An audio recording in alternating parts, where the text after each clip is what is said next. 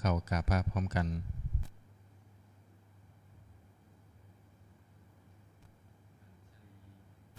อัญชลีวันทาอภิวาทอัญชลีวันทาอภิวาทอัญชลีวันทาอภิวาท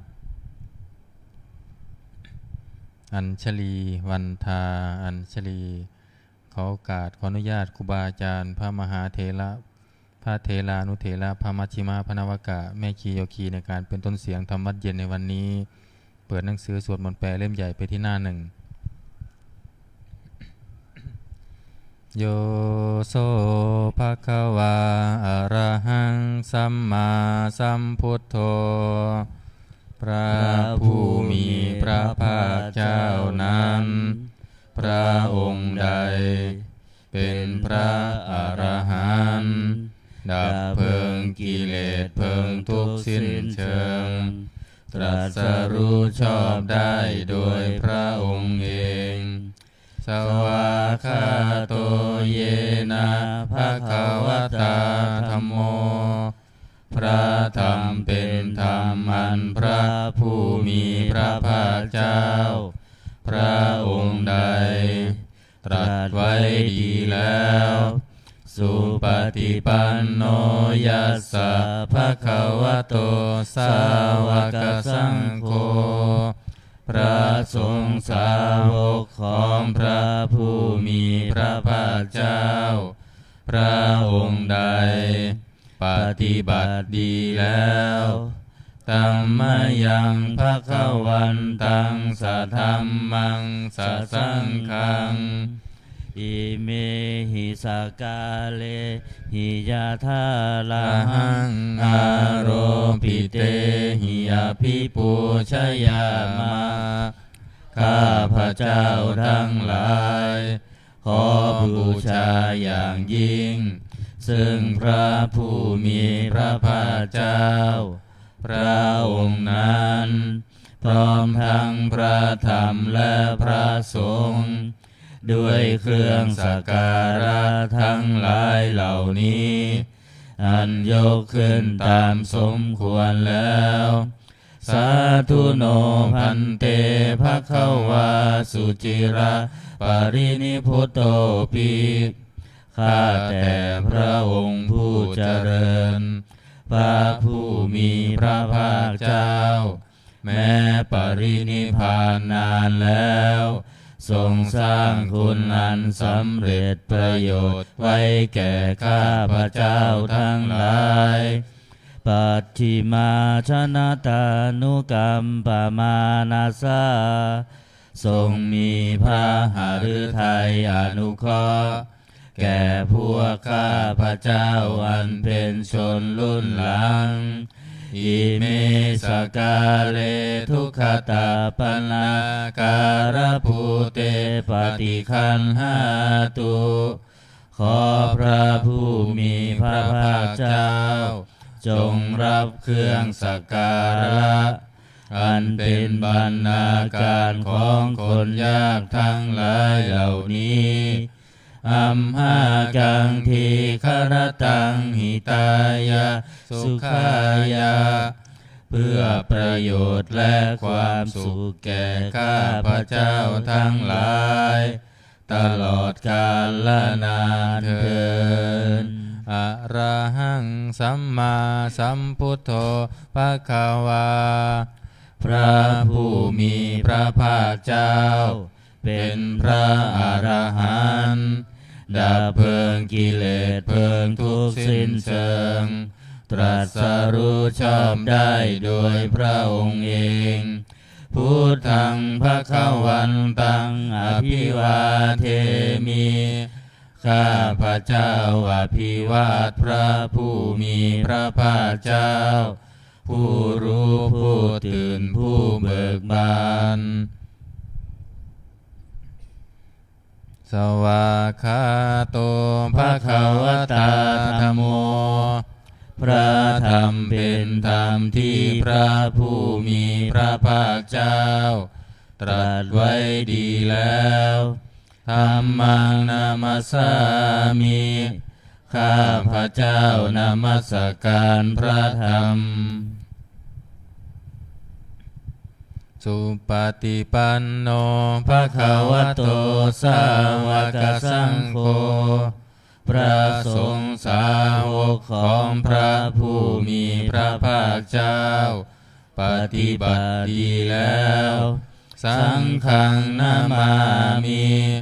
ข้าพระเจ้านอบน้อมพระสงฆ์หันธรรมยังพุทธัสสะภะคะวะโตบุพพาคณมการังกโรมาเสนะโมตัสสะภะคะวะโตขอนอบน้อมแด่พระผู้มีพระภาคเจ้าพระองค์นั้น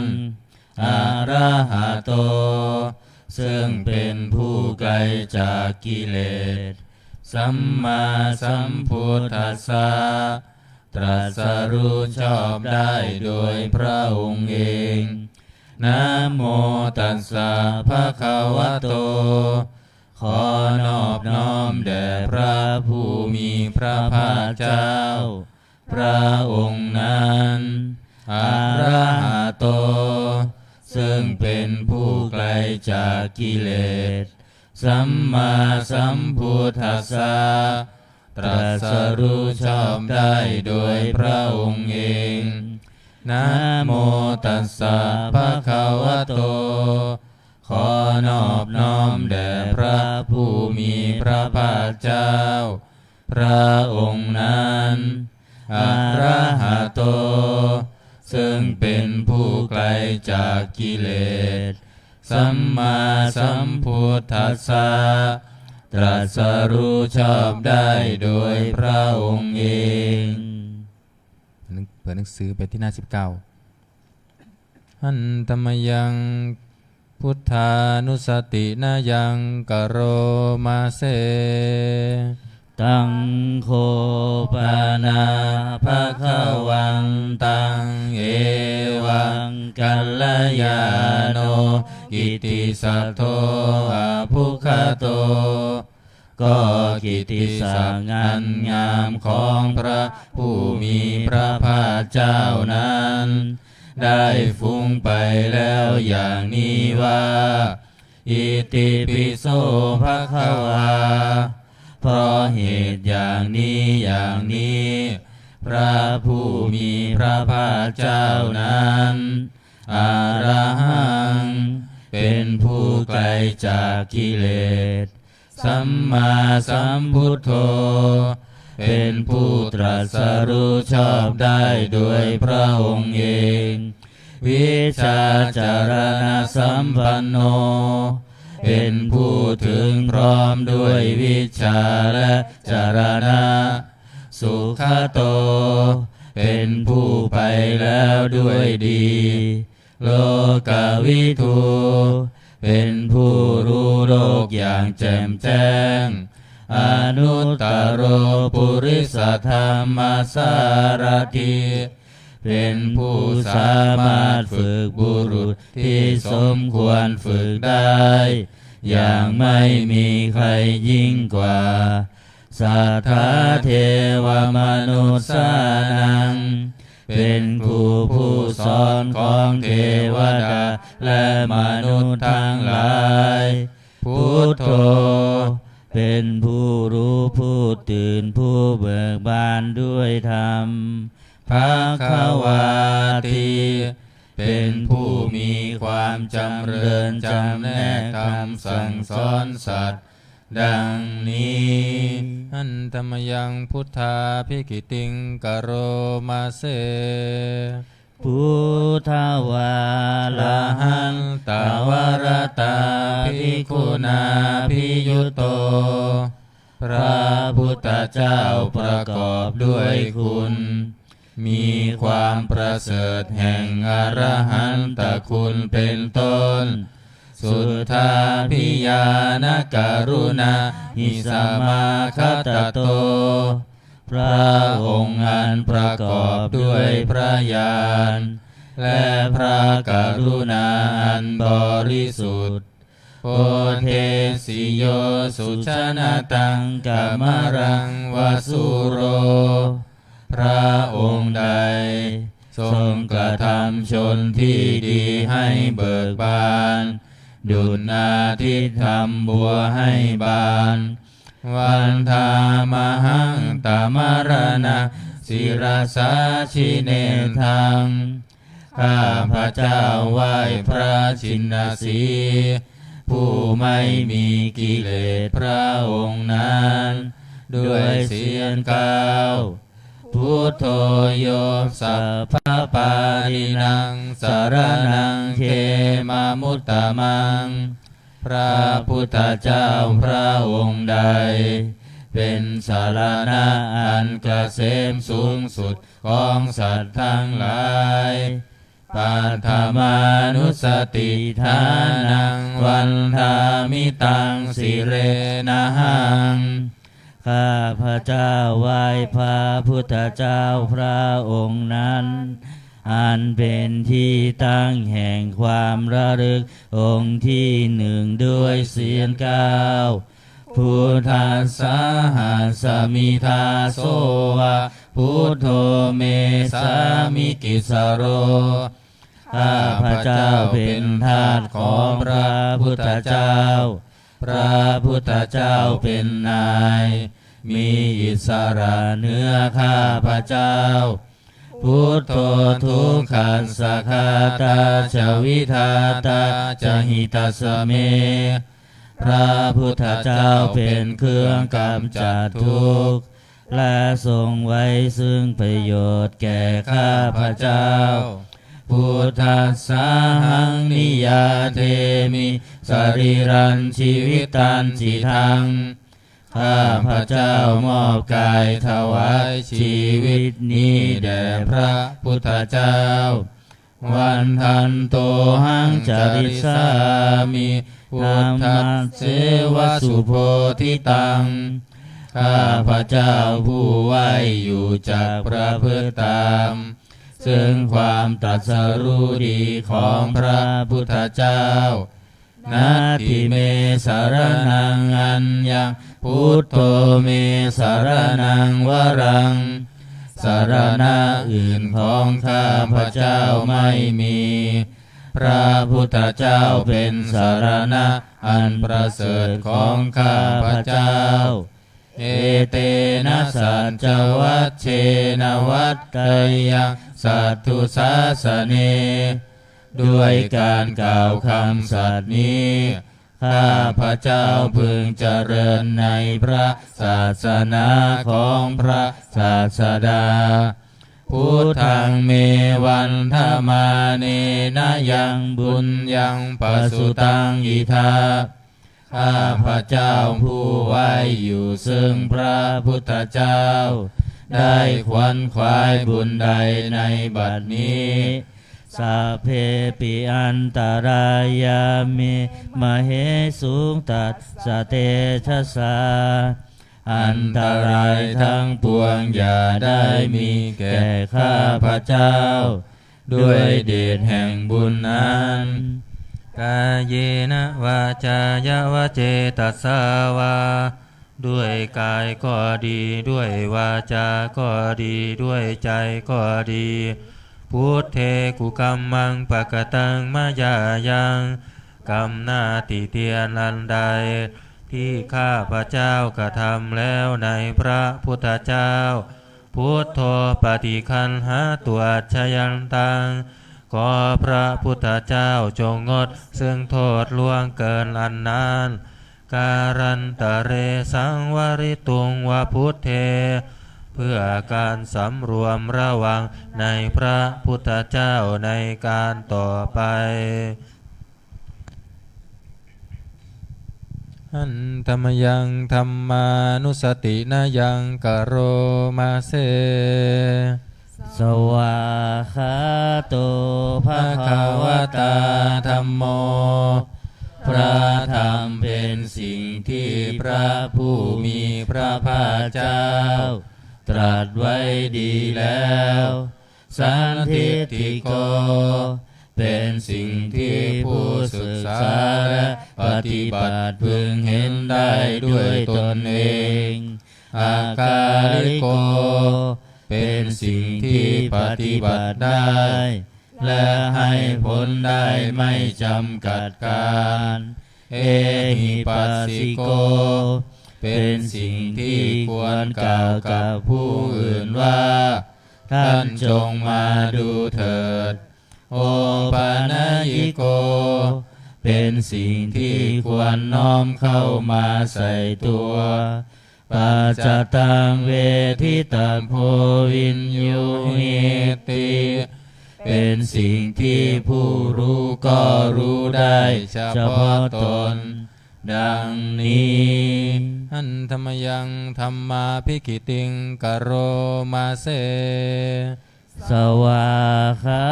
ตตาทิคุณโยคาวาเส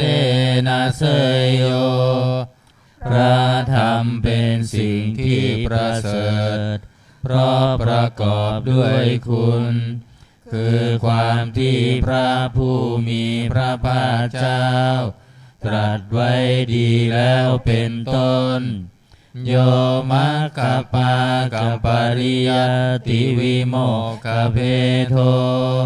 เป็นธรรมอันจำแนกเป็นมรรคผลปริยัติและนิพพานธัมโมกุโลกัปปัตตนาตถาธาริธารีเป็นธรรมทรงไว้ซึ่งผู้ทรงธรรมจากการตกไปสู่โลกที่ชั่ววันธามหังตมหารังวรธรรมเมตังข้าพระเจ้าไหว้พระธรรมอันประเสริฐนั้นอันเป็นเครื่องขจัดเสียซึ่งความมืดธัมโมโยสัพพปารินังสารนังเขมมุตตมังพระธรรมใดเป็นสารณะอันเกษมสูงสุดของสัตว์ทั้งหลายทุติยานุสติฐานังวันดามิตังสิเรนะหังข้าพระเจ้าไหว้พระธรรมนั้นอันเป็นที่ตั้งแห่งความระลึกองค์ที่สองด้วยเสียงก้าวธรรมสาหัสสมิทาโสวะธัมโมเมสามิกิสโรข้าพระเจ้าเป็นทาสของพระธรรมพระธรรมเป็นนายมีอิสระเหนือข้าพระเจ้าธัมโมทุกขัสสะคาตาจวิทาตาจหิตัสสะเมพระธรรมเป็นเครื่องกำจัดทุกข์และทรงไว้ซึ่งประโยชน์แก่ข้าพระเจ้าธัมมัสสาหังนิยาเทมิสรีรันชีวิตันสิทังข้าพระเจ้ามอบกายถวายชีวิตนี้แด่พระธรรมวันทันโตหังจริสามิธรรมัสเสวสุธรรมตังข้าพระเจ้าผู้ไหวอยู่จากพระพฤติธรรมซึ่งความเป็นธรรมดีของพระธรรมนาทิเมสารนังอัญญังธัมโมเมสารนังวรังสารณะอื่นของข้าพระเจ้าไม่มีพระธรรมเป็นสารณะอันประเสริฐของข้าพระเจ้าเอเตนะสัจจวัชเชนะวัตตยังสัตถุสาสเนด้วยการกล่าวคำสัตย์นี้ข้าพระเจ้าพึงเจริญในพระศาสนาของพระศาสดาธัมมังเมวันธรรมาเนนะยังบุญญาปสุตังอิทาข้าพระเจ้าผู้ไหวอยู่ซึ่งพระธรรมได้ขวนขวายบุญใดในบัดนี้สัพเพปิอันตรายามิมเหสุงตัสสะเตชะสา อันตรายทั้งปวงอย่าได้มีแก่ข้าพเจ้าโดยเดชแห่งบุญนั้นกายเยนะวาจายาวะเจตัสสาวาด้วยกายก็ดีด้วยวาจาก็ดีด้วยใจก็ดีธัมเมกุกัมมังปะกตังมายายังกรรมหน้าติเตียนอันใดที่ข้าพระเจ้ากระทำแล้วในพระธรรมธัมโมปฏิคันหาตัวชยันตังขอพระธรรมจงงดซึ่งโทษล่วงเกินอันนั้นการันตะเรสังวริตุงวธรรมเมเพื่อการสำรวมระวังในพระธรรมในการต่อไปหันธรรมยังสังขานุสตินายังกโรมาเสสุปฏิปันโนภะคะวะโตสาวกสังโฆทรงสาวกของพระผู้มีพระภาคเจ้าปฏิบัติดีแล้วอุชุปฏิปันโนภะคะวะโตสาวกสังโฆทรงสาวกของพระผู้มีพระภาคเจ้าปฏิบัติตรงแล้วยายะปฏิปันโนภะคะวะโตสาวกสังโฆทรงสาวกของพระผู้มีพระภาคเจ้าปฏิบัติเพื่อรู้ธรรมเป็นเครื่องออกจากทุกข์แล้วสามีจิปฏิปันโนภะคะวะโตสาวกสังโฆทรงสาวกของพระผู้มีพระภาคเจ้าปฏิบัติสมควรแล้วญาติทางได้แก่บุคคลเหล่านี้คือจัตตาริปุริสยุคานิอัตถปุริสบุคลาคู่แห่งบุรุษสี่คู่นับเรียงตัวบุรุษได้8บุรุษเอสะภะคะวะโตสาวกสังโฆนั่นแหละทรงสาวกของพระผู้มีพระภาคเจ้าอาหุนายโยเป็นสมควรแก่สักการะที่เขานำมาบูชาปาหุนายโยเป็นสมควรแก่สักการะที่เขาจัดไว้ต้อนรับทักขินายโยเป็นผู้ควรรับทักษิณาทานอัญชลีกรณิโยเป็นผู้ที่บุคคลทั่วไปควรทำอัญชลีอนุตตรังบุญญเกตังโลกัสสติเป็นเนื้อนาบุญของโลกไม่มีนาบุญอื่นยิ่งกว่าดังนี้หันธรรมยังสังฆาภิกิติงกโรมาเสสัทธรรมโชสุปฏิปันคุณาภิยุตโตพระสงฆ์ที่เกิดโดยพระสัทธรรมประกอบด้วยคุณมีความปฏิบัติดีเป็นต้นโยธาภิโทอริยบุคคารสังคเสโทเป็นหมู่แห่งพระอริยบุคคลอันประเสริฐ8จำพวกศีราธิธรรมปวารสยกายจิตโตมีกายและจิตอันอาศัยธรรมมีศีลเป็นต้นอันบวรวันหามหังตมาริยานาคานังสุสุทังข้าพระเจ้าไหว้หมู่แห่งพระอริยเจ้าเหล่านั้นอันบริสุทธิ์ด้วยดีสังโฆโยสัพพปารินังสารนังเขมมุตตมังพระสงฆ์หมู่ใด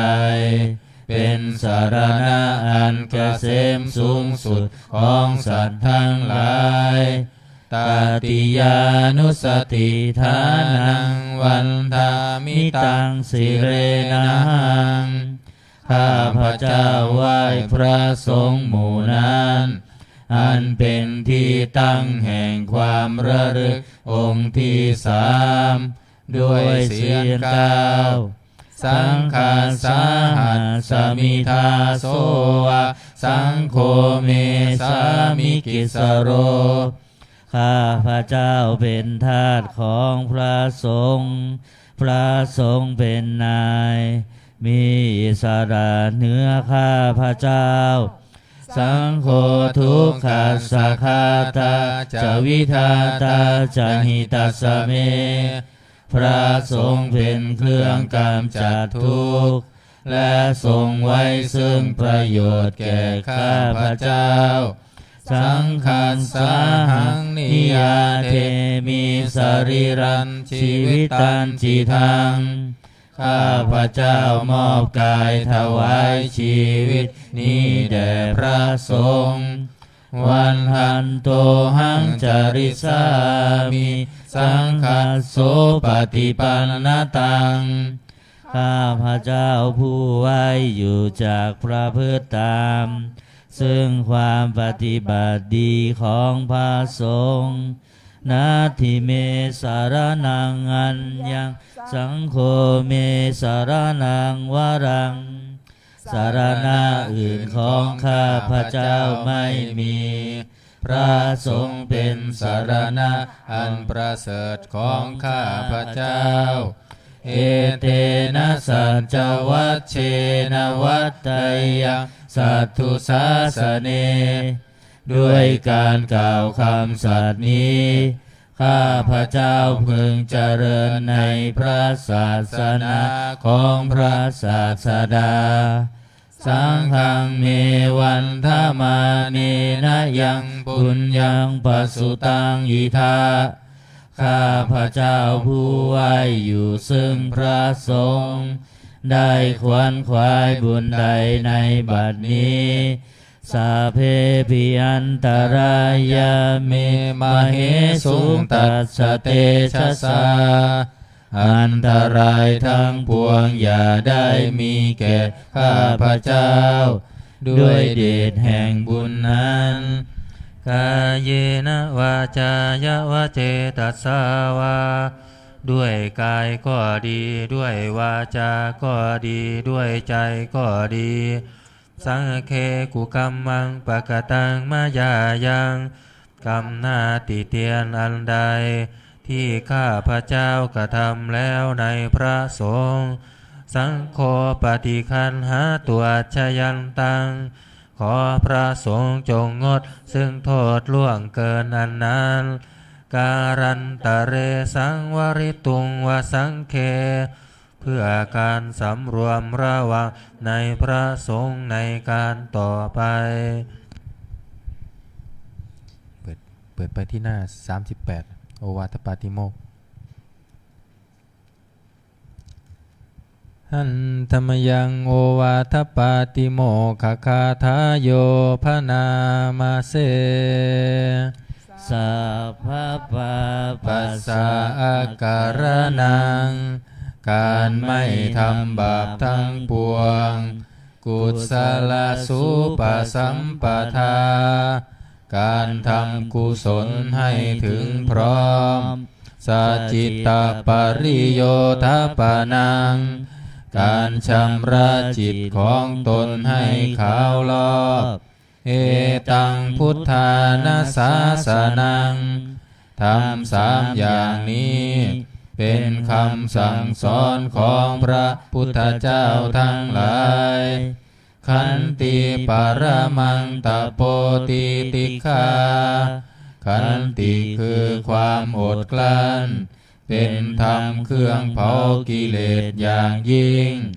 นิพพานังปรมังวทันติพุทธาผู้รู้ทั้งหลายกล่าวพระนิพพานว่าเป็นธรรมอันยิ่ง นาหิปภัชชิโตปรูปคาติผู้กำจัดสัตว์อื่นอยู่ไม่ชื่อว่าเป็นบรรพชิตเลยสามโนโหติปรังวิเหทยันโตผู้ทำสัตว์อื่นให้ลำบากอยู่ไม่ชื่อว่าเป็นสมณะเลยอนุปวาโทอนุปคาโตการไม่พูดร้ายการไม่ทำร้ายปาติโมกเขจะสังวโรการสำรวมในปาติโมกข์มัตตัญยุตาจะพตัสสมิงความเป็นผู้รู้ประมาณในการบริโภคปันตัญจะสยนาสนังการนอนการนั่งในที่อันสงัดอาทิจิตเตจะอาโยโคความหมั่นประกอบในการทำจิตให้ยิ่งเอตังพุทธานาสาสนังทำ6อย่างนี้เป็นคำสั่งสอนของพระพุทธเจ้าทั้งหลายเกิดมานา27หันธรรมยังอติตาปัจเจเวคณาปาทังพนามาเสอาชมยาอาปัจเจเวคิตวายังจีวรังปริพุตังจีวรใดอันเรานุ่งห่มแล้วไม่ทันพิจารณาในวันนี้ตังยาวะเทวาสิตัสสะปฏิฆาตายะจีวรนั้นเรานุ่งห่มแล้วเพียงเพื่อบำบัดความหนาวอุณหัสสะปฏิฆาตายะเพื่อบำบัดความร้อนดังสมกาสวาตาตาปะสิริงสัพพสัมผัสสานังปฏิฆาตายะเพื่อบำบัดสัมผัสนั้นเกิดจากเรือบยุงลมแดดและสัตว์เลื้อยคลานทั้งหลายยาวะเทวะหิริโกปินาปฏิชาธานาทังและเพียงเพื่อปกปิดอวัยวะอันให้เกิดความละอายอาชมยาปัจเจเวคิตวายโยบินทปาโตปริพุตโตบิณฑบาตใดอันเราฉันแล้วไม่ทันพิจารณาในวันนี้โสเนวะทวายะบิณฑบาตนั้นเราฉันแล้วไม่ใช่เป็นไปเพื่อความเพลิดเพลินสนุกสนานนามทายะไม่ใช่เป็นไปเพื่อความเมามันเกิดกำลังพลังทางกายนามันธนายะไม่ใช่เป็นไปเพื่อประดับนาวิภูสนายะไม่ใช่เป็นไปเพื่อตกแต่งยาวะเทวะอิมัสสกายัสสทิติยาแต่ให้เป็นไปเพื่อความตั้งอยู่ได้แห่งกายนี้ยาปนายะเพื่อความเป็นไปได้ของอัตภาพวิหิงสุปรติยาเพื่อความสิ้นไปแห่งความลำบากทางกายพรหมจริยานุคายะเพื่ออนุเคราะห์แก่การประพฤติพรหมจรรย์อิติปุรานันจะเวทานังปฏิหังคามิด้วยการทำอย่างนี้เราย่อมระงับเสียได้ซึ่งทุกขเวทนาเก่าคือความหิวนาวันจะเวทานังนาอุปาเทสามิและไม่ทำทุกขเวทนาไม่ให้เกิดขึ้น ยาตราจะเมภวิสติอนวัชตาจะภาสุวิหารโรจาติอันหนึ่งความเป็นไปโดยสะดวกแห่งอัตภาพนี้ด้วยความเป็นผู้หาโทษมิได้ด้วยและความเป็นอยู่โดยผาสุกด้วยจักมีแก่เราดังนี้อาชมยาอัปปัจจเวคิตวายังเสนาสนังปริพุตตังเสนาสนะใดเราใช้สอยแล้วไม่ทันพิจารณาในวันนี้ตังยาวะเทวสิตัสสะปฏิฆาตายาเสนาสนะนั้นเราใช้สอยแล้วเพียงเพื่อบำบัดความหนาวอุณหัสสะปฏิฆาตายาเพื่อบำบัดความร้อนดังสมกัสสวาตาตปะสิริงสัพพสัมผัสสานังปฏิฆาตายาเพื่อบำบัดสัมผัสนั้นเกิดจากเกลือบยุงลมแดดและสัตว์เลื้อยคลานทั้งหลายยาวะเทวะอุตุปาริสยวิโนทานังปฏิสันลานารามัทธังเพียงเพื่อบรรเทาอันตรายอันพึงมีจากดินฟ้าอากาศ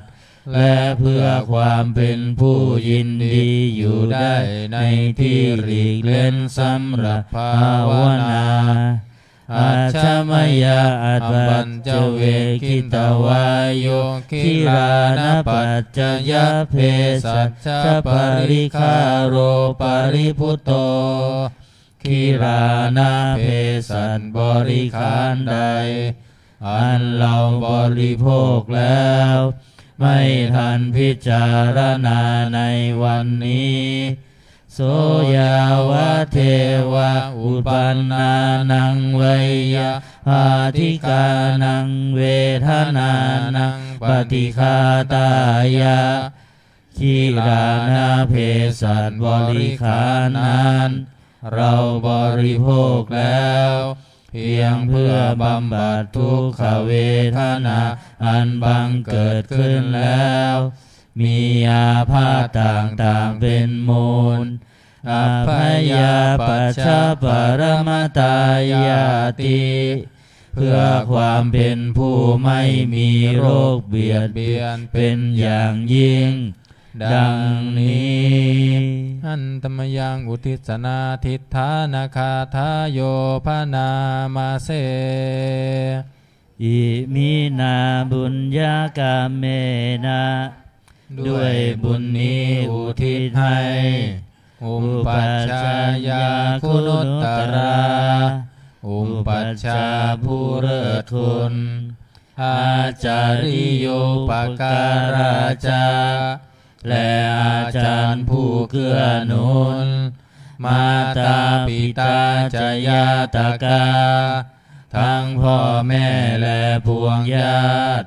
สุริโยจันทิมาราชาสุนจันและราชาคุณวันตานาราปิจาผู้ทรงคุณหรือผู้สูงชาติพระมมาราชอินทาจาพรหมานและอินทราช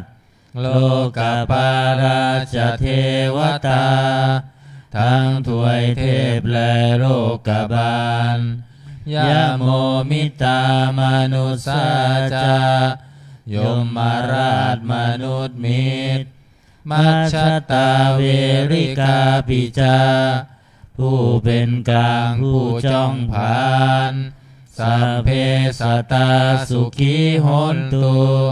ขอให้เป็นสุขสันต์ทุกทั่วหน้าอย่าทุกทนปุญญานิปักกตานิเมบุญพองที่ข้าทำจงช่วยอำนวยสุภาพลสุขังจักจีวิทังเพนตุ ให้สุขสามอย่างล้นหิมปังปาเปทาโวมะตังให้รู้ถึงนิพพานพลันอิมินาปุญญกรรมเมนะด้วยบุญนี้ที่เราทำอิมินาอุทิเสนาจาและอุทิศให้ปวงสัตว์ยิปาหังสุรเพเจวะเราพันได้ซึ่งการตัดตันหุปาทานเฉทนังตัวตันหาอุปาทานเยสันตาเนหินาธรรมาสิ่งชั่วในดวงใจยาวานิพานโตมะมังกว่าเราจะถึงนิพพานนัสสันตุสัพพทาเยวะมารายสิ้นจากสันดานยัจฉาชาโตภเวภเวทุกภพที่เราเกิดอุชุจิตตังสติปัญญามีจิตตรงและสติทั้งปัญญาอันประเสริฐสังเลโควิริยมินาพร้อมทั้งความเพียรเลิศเป็นเครื่องขูดกิเลสหายมาลารพันตุโนกาสังโอกาสอย่าพึงมีแก่หมู่มันสิ้นทั้งหลายกาตุนจาวิริเยสุเมเป็นช่องประทุษร้ายทำลายล้างความเพียรจมพุทธาทิภาวโรนาโทพระพุทธผู้บวรนาถธัมโมนาโทวรุตตโมพระธรรมที่พึ่งอุดมนาโทปัจเจกพุทโธจาพระปัจเจกพุทธสมสังโฆนาโทตโรมะมังทบพระสงฆ์ที่พึ่งพยองเตโสตมานุภาเวนะด้วยอานุภาพนั้นมาโรกาสังลพันตุมาขอหมู่มารอย่าได้ช่องทัสสะบุญญานุภาเวนะด้วยเดชบุญทั้งสิบป้องมาโรกาสังลพันตุมาอย่าเปิดโอกาสแก่มารเถิดครับวันนี้สวดธรรมนิยามบทหนังสือมนต์พิธีเล่มเหลืองนะครับหน้า51นะโมตัสสะภะคะวะโตอะระหะโตสัมมาสัมพุทธัสสะนะโมตัสสะภะคะวะโตอะระหะโตสัมมาสัมพุทธัสสะนะโมตัสสะภะคะวะโตอะระหะโตสัมมาสัมพุทธัสสะพุทธังสรณังคัจฉามิธัมมังสรณังคัจฉามิสังฆังสรณังคัจฉามิทุติยัมปิพุทธังสรณังคัจฉามิทุติยัมปิสัมมังสรณังคัจฉามิทุติยัมปิสังฆังสรณังคัจฉามิตติยัมปิพุทธังสรณังคัจฉามิตติยัมปิธัมมังสรณังคัจฉามิตติยัมปิสังฆังสรณังคัจฉามิเปิดมาหน้า41ธรรมนิยามบทขัดไม่ต้องว่าตาม ยังเวนิพพานญาณัสสยานังบุพเพปวัตตเตตัดเสวะวิสยีภูตายายังธรรมนิยามตาอนิจจตาทุกขตาจะสัพเพสังจะอนัตตตาตัสสะปะกาสกังสุตังยังสัมพุทเทนะภาสิตังสาธุนังญาณจาเรนะยะถาพุทเทนะเทสิตังโยนิโสปฏิปัญญทังตังสุตันตังพนามาเสวังเมสุตังเอกังสมายังภังควาสาวัตถิยังวิหารติเชตวันเนอนาถปินทิกันสะอา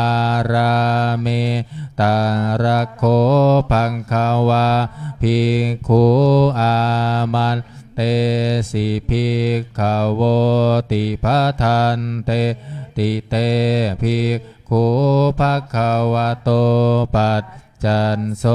สุงภควาเอตันทโวจัปอุปาทาวาภิกขเวตถาคตานังอนุปาทาวาตถาคตานังทิตาวาสาธาตุธรรมัตทิตตาธรรมนิยามตาสัพเพสังขาราอนิจจาติตังตถาคโตอภิสัมพุทธติอภิสัมเมติอภิสัมพุญชิตาวาอภิสัมเมตาวาอาจิกขติเทเสติปัญญาเปติปัฏฐเปติวิวารติวิภัชชติอุตตานิกโรติสัพเพสังขาราอนิจจาติอุปปาทาวาภิกขเวตถาคตานังอนุปาทาวาตถาคตานังทิตาวาสาธาตุธรรมัตทิตตาธรรมนิยามตาสัพเพสังขาราทุกขาติตังตถาคโตอภิสัมพุญชติอภิสัมเมติอภิสัมพุญชิตาวาอภิสัมเมตาวาอาจิกขติเทเสติปัญญาเปติปันทเปติวิวารติวิภัชชติอุตตานิกโรติสัพเพสังขาราทุกขาติอุปาทาวาภิกขเวตถาคตานังอนุปาทาวาตถาคตานังทิตาวาสาธาตุธรรมัตทิตตาธรรมนิยามตาสัพเพธัมมาอนัตตาติตังตถาคโตอภิสัมพุทธติอภิสัมเมติอภิสัมพุญชิตาวาอภิสัมเมตาวา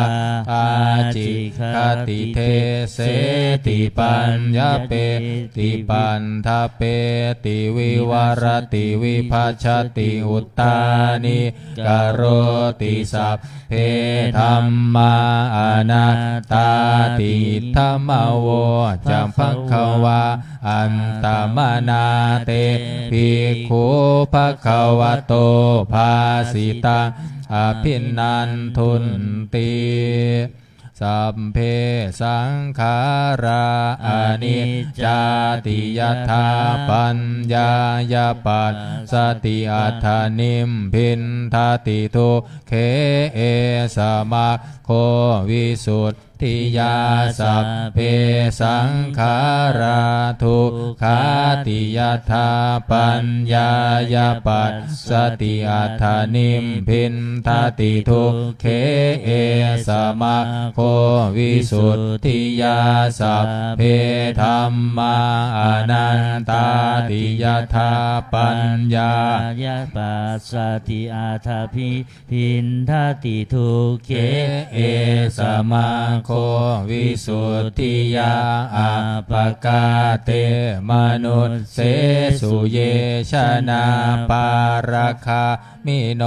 อัฏฐายังอิตราปชาติระเมวะนุทาวติเยจะโคสัมมาทัคขาเตธัมเมธัมมานุวันติโนเตชนะปารเม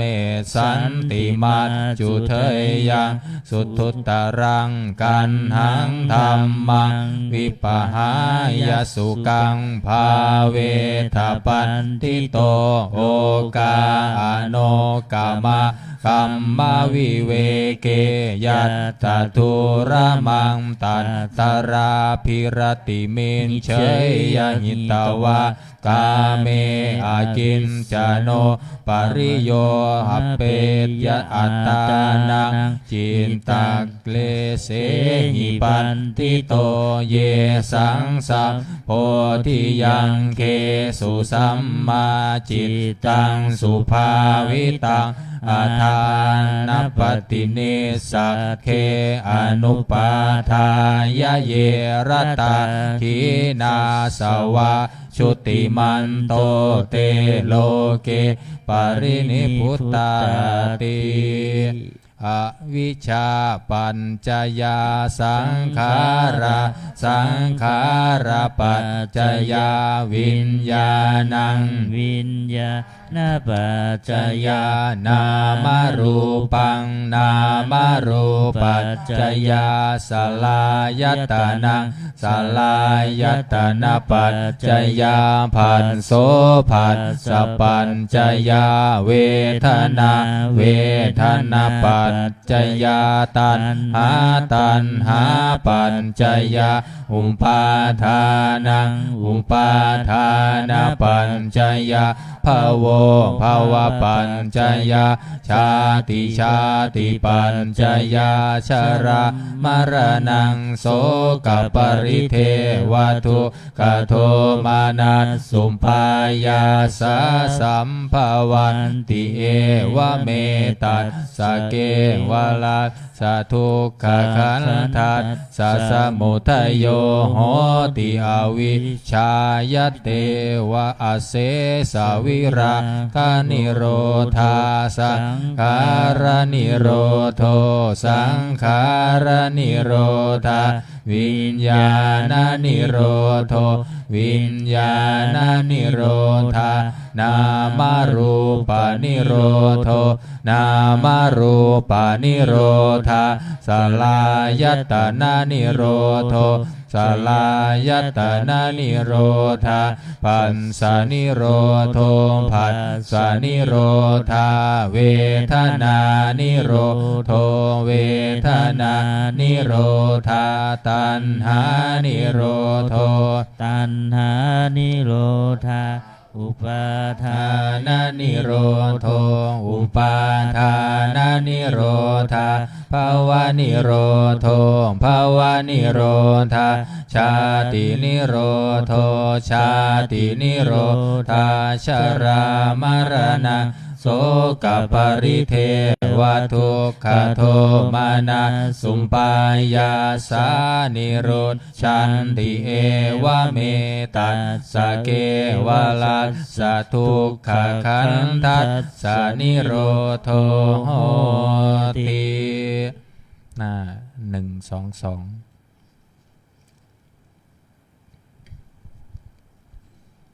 กุศลธรรมา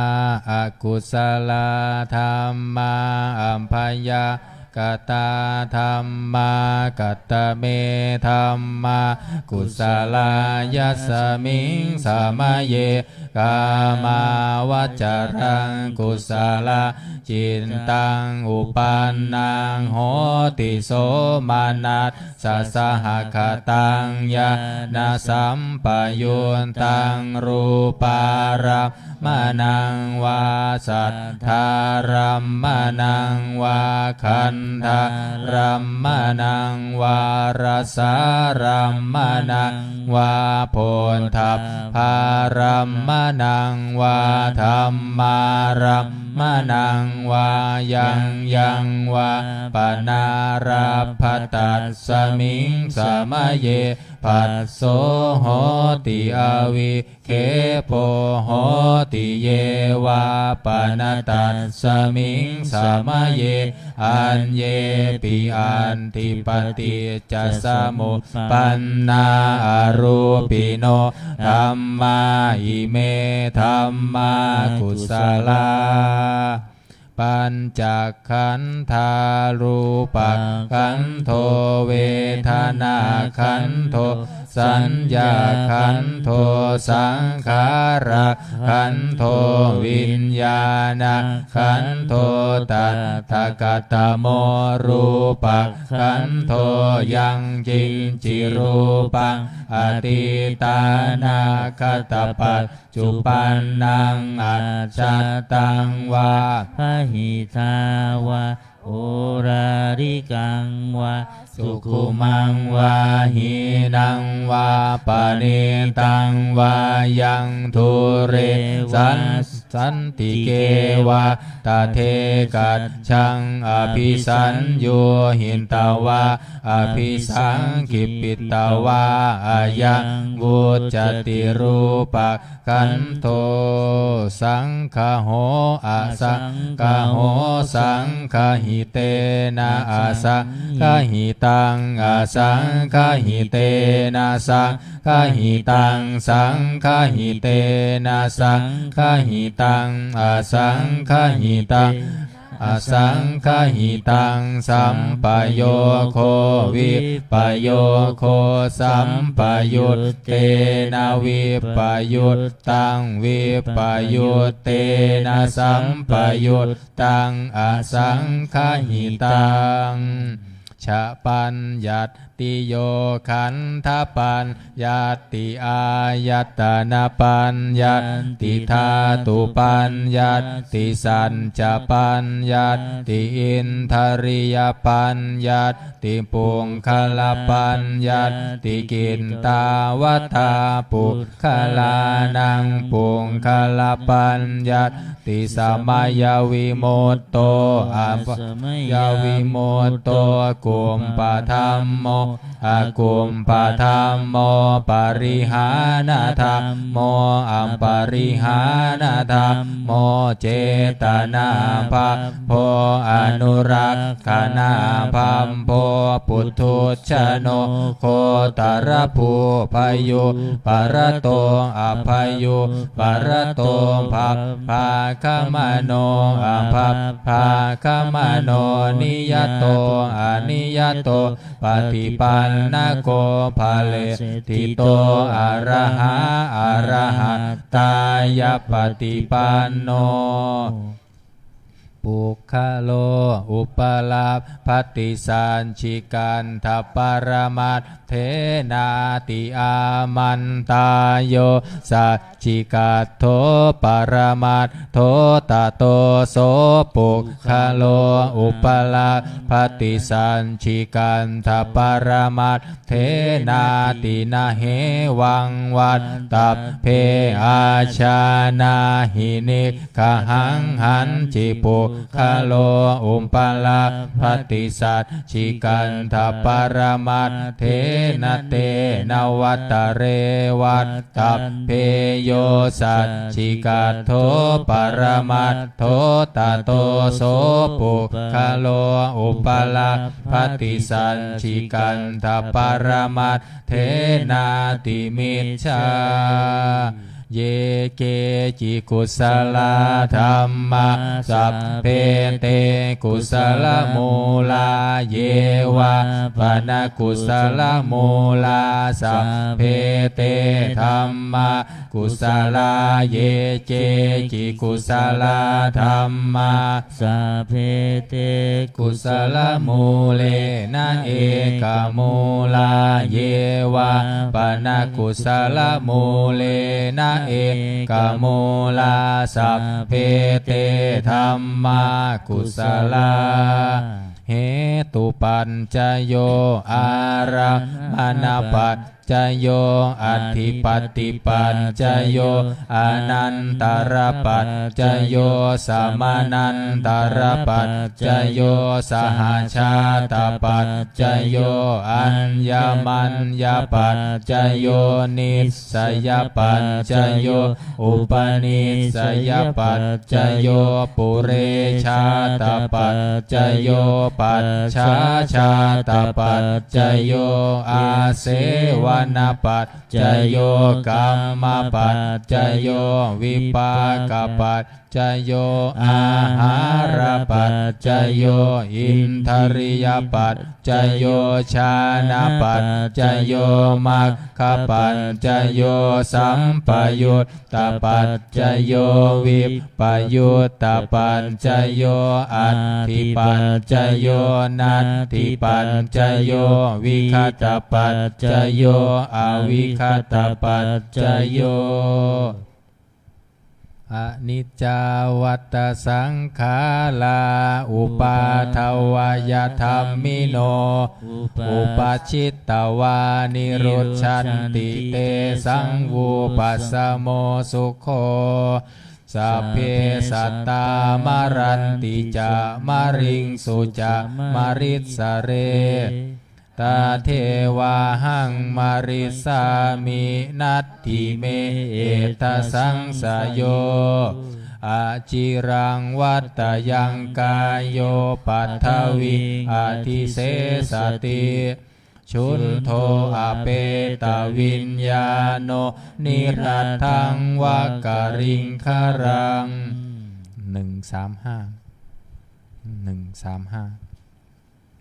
อัฏฐาสิเม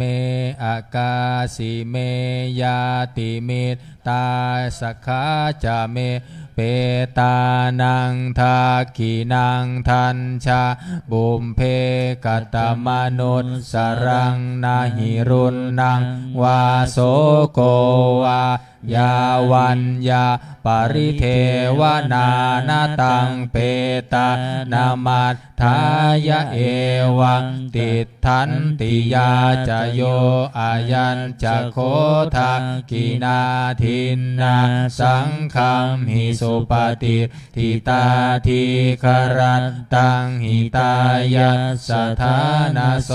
อุปกปฏิโสยาติธรรมโมจะยังนิทัสสิโตเปตานปุชาจักตาอุลาลาภรัญจะภิกขุนามโนปะทินังตุมเหหิปุญญาปัสสุตังอนาปกันติภาวันตุสัพพมังคารังลักขันตุสัพพเทวตาสัมภพุทธานุภาเวนัสสัทธาโสทิภาวันตุเตภาวันตุสัพพมังคารังลักขันตุสัมปเทวตาสัพพธรรมานุภาเวนัสสัทธาโสทิภาวันตุเตภาวันตุสัมภมังคารังรักขันตุสัพพเทวตาสัพพสังฆานุภาเวนัสสัทธาโสทิภาวันตุเตลำดับต่อไปจะได้เจริญจิตภาวนาทำสมาธิสักครู่แล้วแผ่เมตตาพร้อมกัน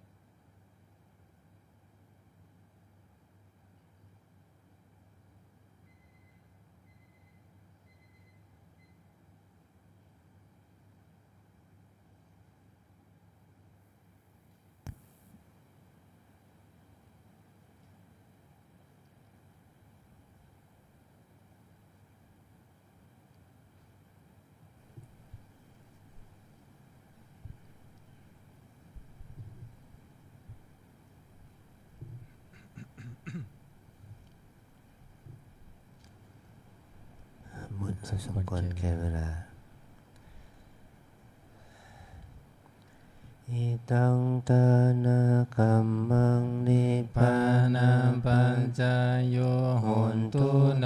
นิจจังอิทังศีลกัมมังนิพพานาปัญจโยโหนตุโนนิจจังอิทังภาวนากัมมังนิพพานาปัญจโยโหนตุโนนิจจังยังกินจิโกสาลังกันตัมปังกัมมังสัมเพหิอัมเหหิกาตังปุญญังโนอนุโมทันโตสุนันโทพนโตเยเทวาสามิงฐาเนอาทิคาตาทิคายุกะสัทธาหุนตุสัมภาสัตตาสุขีอัตตานังปาริหารันตุมาตาปิตาสุขิตาหุนตุทุกขาปามุนจันตุสัมเพยาตากาสุขิตาหุนตุทุกขาปามุนจันตุสัมเพอายาตากาสุขิตาหุนตุทุกขาปามุนจันตุสัมเพปิสาสัมเพยัคขะสัพเพเปตาสุขิตาหุนตุทุกขาปามุนจันตุสัมเพนังคันตาสุขิตาหุนตุทุกขาปามุนจันตุสัมเพเทวาสุขิตาหุนตุทุกขาปามุนจันตุสัมเพอาจาริโยปัจจายาสุขิตาหุนตุทุกขาปามุนจันตุสัมภาสัมปติโยสามิชันตุโวมุนกุเข่าวันทาหลวง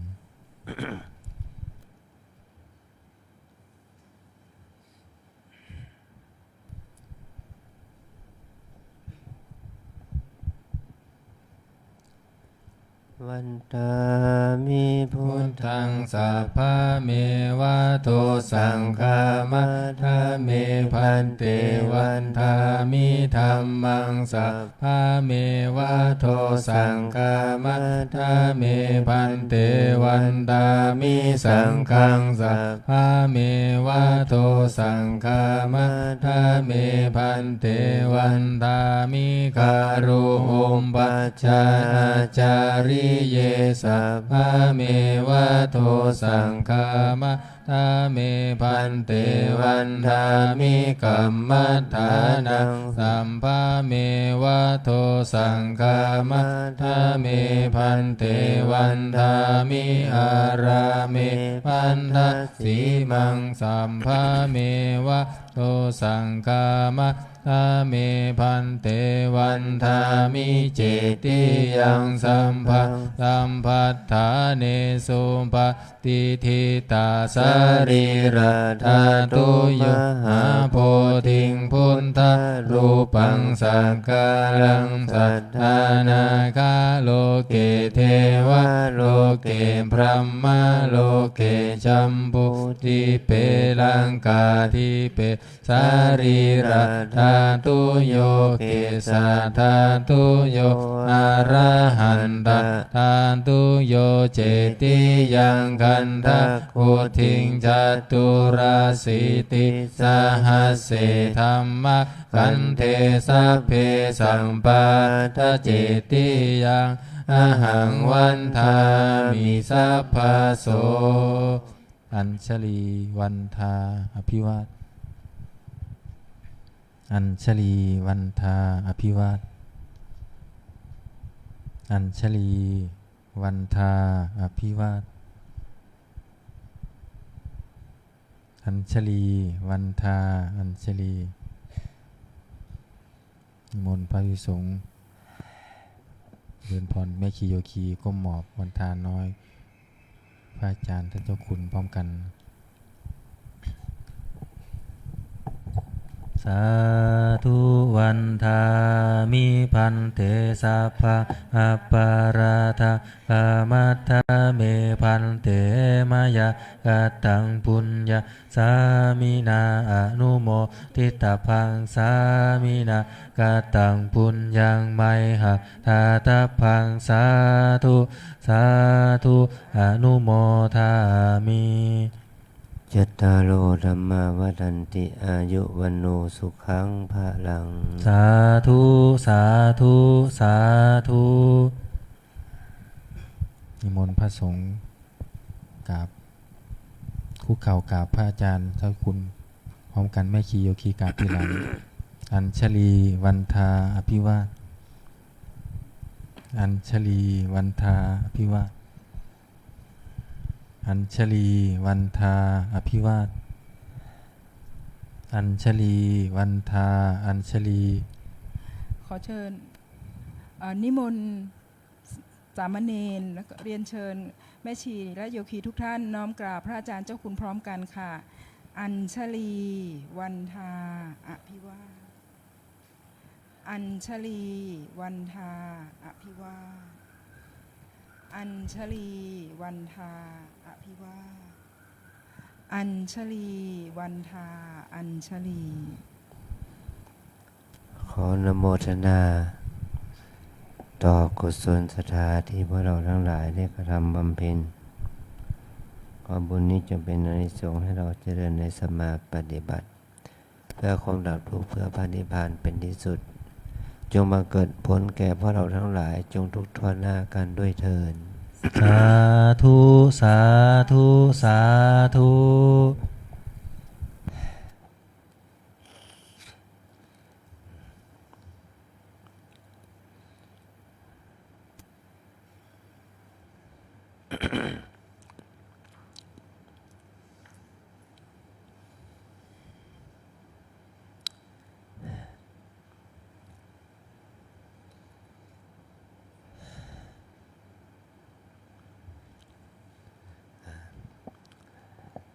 เราคงบางคนก็จะมีความ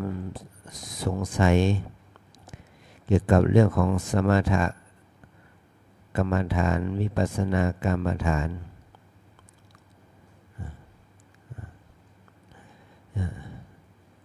ก็เมื่อเราอยู่ในวงการของนักปฏิบัติสมถะวิปัสสนา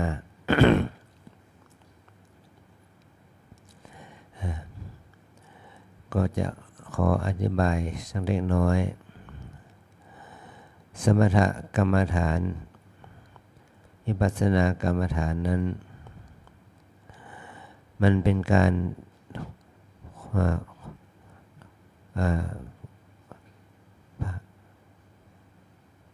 เป็นการแยกออกมาเพราะว่าเมื่อมีการมีเป้าหมายที่มันแตกต่างกันเนาะสมถกรรมฐานแปลว่าการที่ตั้งแห่งการฝึกจิตเพื่อให้เกิดสมาธิที่ตั้งแห่งการฝึกจิตเพื่อให้เกิดสมาธินี่เราเรียกว่าสมถกรรมฐานจุดมุ่งหมายที่ตั้งแห่งการเจริญสติเพื่อให้เกิดปัญญาเพื่อเรามีเมื่อเราฝึกจิตก็เรียกว่าภาวนาเนี่ยจิตตภาวนาเนี่ยจิตตภาวนาหมายความว่าเป็นการพัฒนาจิตให้เกิดสติให้เกิดสมาธิในเวทจิตตภาวนาปัญญาจิตตภาวนาแบบ ถ้าวิปัสสนาภาวนาเนี่ยเป็นการฝึกจิตให้มีสติสมาธิได้ปัญญาฝึกให้เราเกิดปัญญาเพื่อให้เรารู้ให้เราเข้าใจว่าให้สรรพสิ่งกายใจนี้ มันเป็นอนิจจังเป็นทุกข์เป็นอนัตตาแล้วก็เพราะว่าเมื่อพระพุทธเจ้าตรัสรู้และอุบัติขึ้นสั่งสอนพุทธบริษัท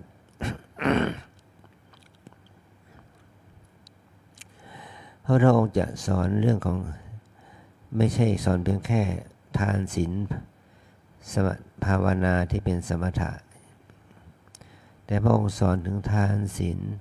ภาวนาที่เป็นทั้งสมถะและวิปัสสนาเป็นการฝึกสมถะฝึกสมาธิเพื่อให้เกิดสมาธิฝึกให้จิตมีสมาธิมันจะสามารถระงับดับนิวรณ์ห้าได้สามารถเมื่อเราสามารถฝึกให้จิตมีสมาธิจนสามารถระงับดับนิวรณ์ห้าหมายความว่าระงับดับกามราคะ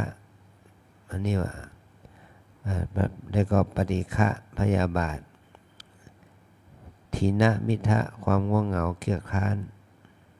อุรจะกุกุจะแปลว่าความฟุ้งซ่านรำคาญใจวิจิกิจฉาแปลว่าความสงสัยในใจอันนี้จิตมันไม่สงบเพราะนิวรณ์ห้าเนี่ยชอบไม่ชอบง่วงฟุ้งสงสัย5ประการเนี่ยถ้าเราฝึกเพื่อให้เกิดเมื่อเราฝึกเนี่ยเราต้องฝึกให้มันจิตเรามีสติมีสมาธิมีเป้าหมายเพื่อระงับดับนิวรณ์ก็เหมือนกับที่จะให้เกิดผลว่าให้เกิดผลว่าให้มีลาภมีทรัพย์มีสักการะหมายความว่ารวยๆเฮงๆอะไรก็แล้วแต่นะให้เรามีสมาธิให้เรามีความเข้าถึงความมีศีลมีทรัพย์ความร่ำรวยเพื่อเราก็ได้แต่ไม่ได้หวังว่าจะให้ถึงพระนิพพาน ไม่ได้หวังเพื่อจะให้เราได้บรรลุธรรมอย่างนี้ขอให้มีทานศีลภาวนาขั้นสมถะนี้มีทานมีศีลมีภาวนาขั้นสมถะเบื้องต้นก็สามารถที่บาสิติดต่อกับเทพเทวดาติดต่อกับมนุษย์จะได้ให้เราร่ำรวยอะไรอย่างนี้นะมันก็ไม่ใช่จุดสูงสุดของพระพุทธศาสนาจะเห็นนี้เราจึงมีกรรมฐานที่เราเรียกวิปัสสนากรรมฐานเกิดขึ้น เราบำเพ็ญทานรักษาศีลเจริญสมาธิภาวนาเพื่อโดยให้จิตสงบเฉยๆอย่างนี้มันไม่เพียงพอกับที่เราเป็นพุทธศาสนิกชนนะเราก็ฝึกให้เราเจริญสติเจริญความเพียรเจริญสมาธิไปพร้อมกันพร้อมกับเจริญปัญญาเพื่อให้เกิดตัวปัญญาเป็นวิปัสสนาตัวนี้เราจะต้องภาวนากรรมฐานประเภทวิปัสสนาภาวนาวิปัสสนาภาวนาก็ฝึกเพื่อให้เกิดปัญญาเห็นแจ้งวิปัสสนาแปลว่าปัญญาเห็นแจ้งรู้แจ้งในพระไตรลักษณ์รู้แจ้งเห็นแจ้งรู้แจ้งในรูปนามขันธ์ห้าโดยความเป็นอนิจจังทุกขังอนัตตาเราเห็นแจ้งรู้แจ้งซึ่งกายใจนี้ด้วยความเป็นของไม่เที่ยงเป็นทุกข์เป็นอนัตตาอันนี้เนี่ยจะเป็นเหตุให้เราเกิดปัญญาเกิดสติเกิดสมาธิเกิดความเพียรมีความเพียรมีความเพียรมีสติมีสมาธิมีปัญญาเนี่ยฝึกไปด้วยกันนะเมื่อเราได้ฝึกแนวนี้เนี่ยมันจะทำให้เราเกิดความเข้าใจความรู้ ถูกความคิดถูกความจำที่ถูกเรียกว่าสามารถจะละวิปลาสธรรมสัญญาวิปลาสความจำให้คลาดเคลื่อนจากความเป็นจริงจิตตวิปลาสความคิดที่คลาดเคลื่อนจากความเป็นจริงทิฏฐิวิปลาสความเห็นที่คลาดเคลื่อนจากความเป็นจริงเมื่อเราปฏิบัติวิปัสสนาก็จะทำให้ความจำความคิดความเห็นที่ถูกต้องเกิดขึ้นว่าเราจะต้องอยู่กับปัจจุบันเมื่อมีสติมีความเพียรมีสมาธิอยู่กับปัจจุบันขณะเนี่ย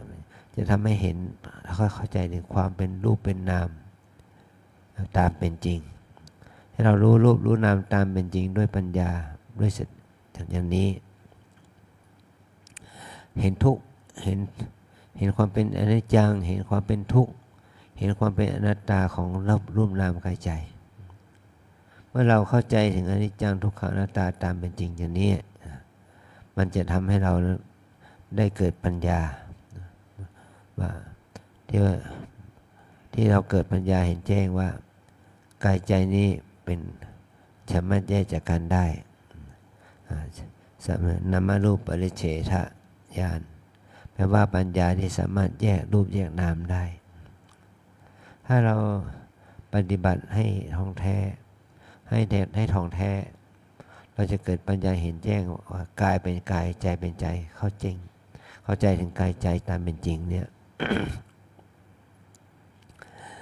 มันฝึกเพื่อให้เกิดตัวความรู้ตัวนี้ด้วยกรรมฐานที่เราสอนกันนี้ก็ได้แก่การเจริญสติปัฏฐาน4นี่แหละเมื่อเราเจริญสติปัฏฐาน4เนี่ยมันเป็นปัจจัยให้เราเข้าถึงสัจธรรมทั้งความเป็นอนิจจังทุกขังอนัตตา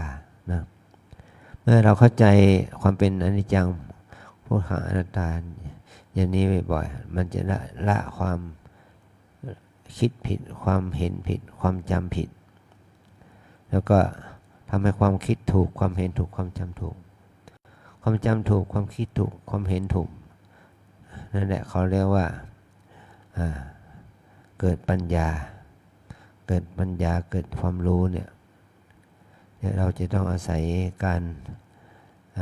อยู่กับปัจจุบันขณะเมื่อเราอยู่กับปัจจุบันขณะตามเป็นจริงความคิดถูกความจำถูกความเห็นถูกมันก็เกิดขึ้นอันนี้เป็นตัวภาวนาเพื่อให้เกิดสติสมาธิปัญญานะ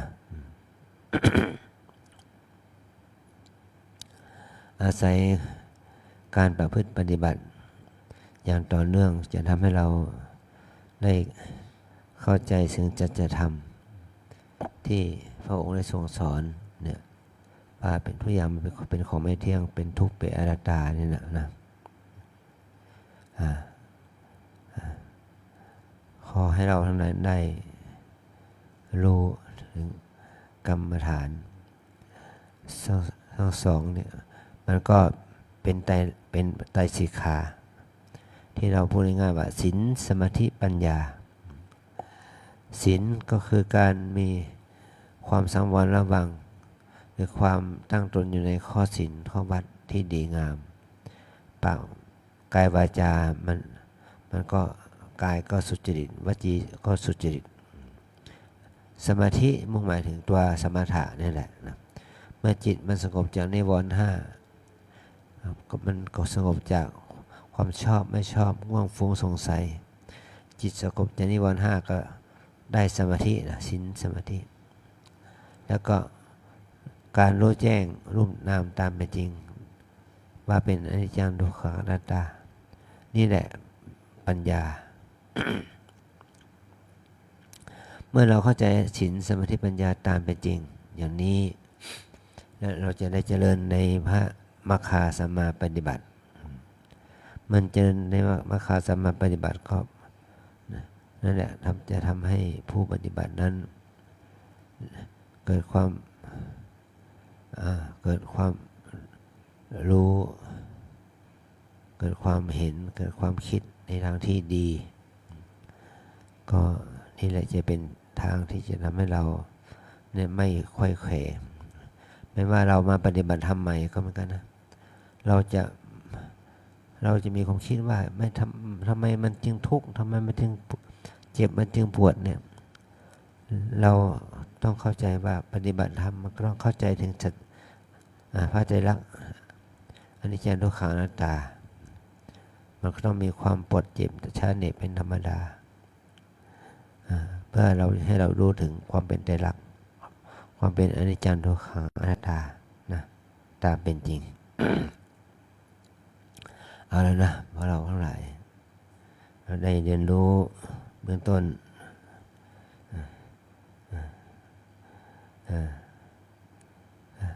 การปฏิบัติภาวนาเนี่ยเราจะได้รู้เบื้องต้นของการปฏิบัติเพื่อก้าวข้ามความยึดติดยึดมั่นก่อให้เกิดอกุศลกิเลสอกุศลทั้งหลายแล้วเพื่อเราจะได้รู้เป้าหมายของการภาวนาเพื่อให้เกิดตัวปัญญาเกิดสติเกิดสมาธิตามที่เราจะทำได้นะเราให้ข้อคิดแค่นี้เนาะเราไฟฟ้า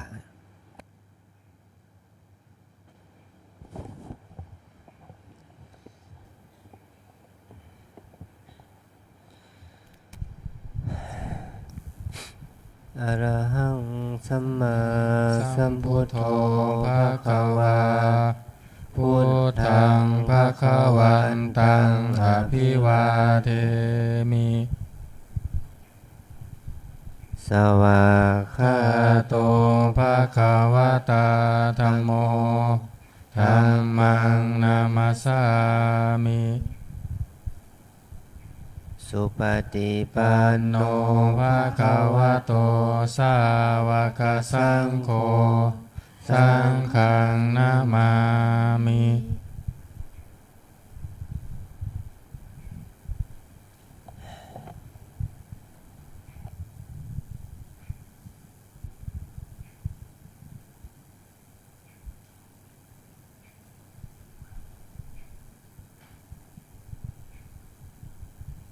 ขอนิมนต์พระภิกษุสงฆ์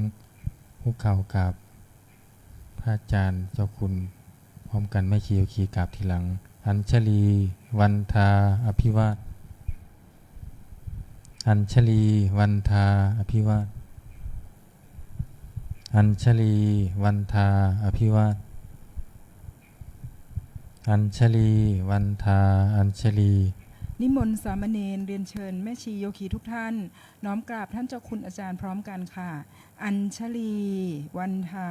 อภิวาทอัญชลีวันทาอภิวาทอัญชลีวันทาอภิวาทอัญชลีวันทาอัญชลี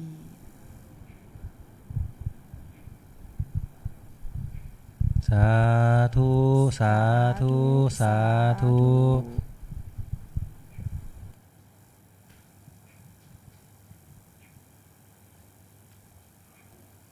ประชาสัมพันธ์ถึงโยคีหญิงนะคะช่วยกันปิดหน้าต่างทั้งสอง